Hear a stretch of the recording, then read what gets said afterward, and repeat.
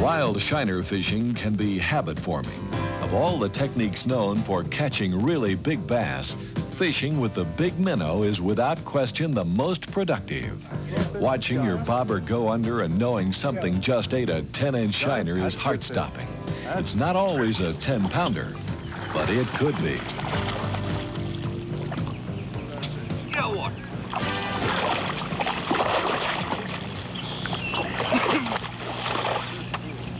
Come in.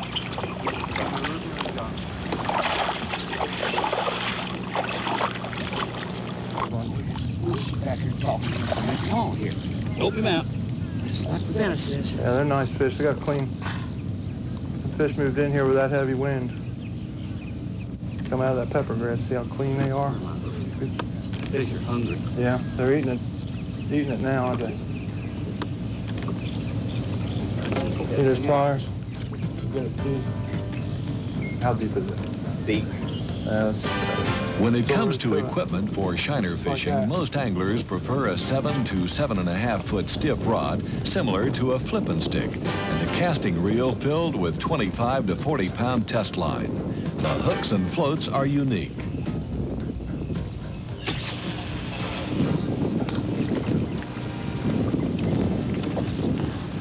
Just let him work around there a little bit. It's a 5/0 Kale hook, regular shiner hook. And it's got a feature on it so that when that shiner's swimming around, that crook in it kind of lays back on the shiner's head there and doesn't get in the way of everything when he's swimming around in there. And it'll set better on the fish.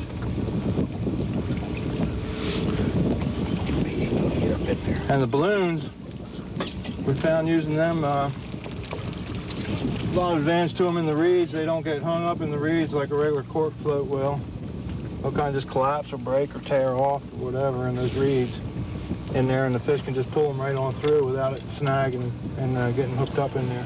For tournament anglers who pass these shiner fishermen along the reeds, watching them pull out big bass, it's frustrating. Because as we said, BASS tournament rules permit only artificial lures to be used.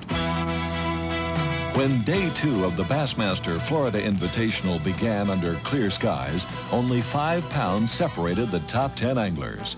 Floridian Jim Bitter was 1 pound 4 ounces ahead of Dave Fenton, winner of the recent New York Invitational. And Texas great Rick Clunn, who won this tournament in 1984, was only 6 ounces behind Fenton and on down the line.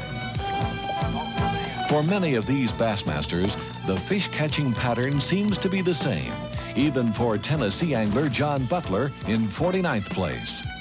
So far this morning we've had good luck. We both got a limit, and the secret of what we've been doing is we fished these reed lines where they were where another type of grass ended and you only had slick reeds, either pepper grass or eel grass, but it stopped and went into a slick reed right there is where we found the fish this morning. And it was where the changes were in the type of grass cover that we caught most of the fish.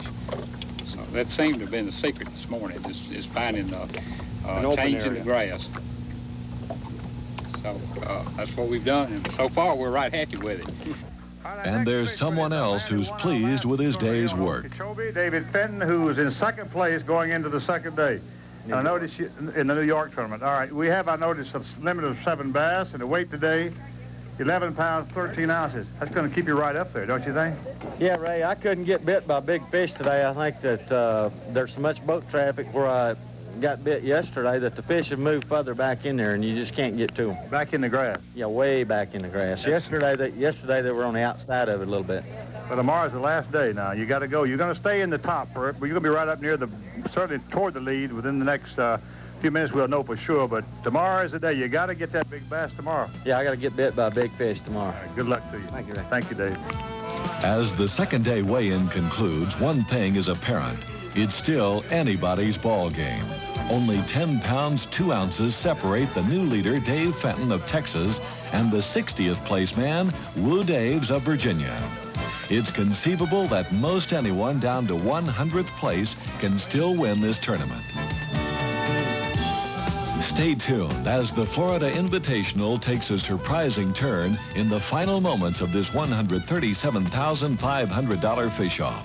The Bassmasters will be right back from the Big O in Clewiston, Florida.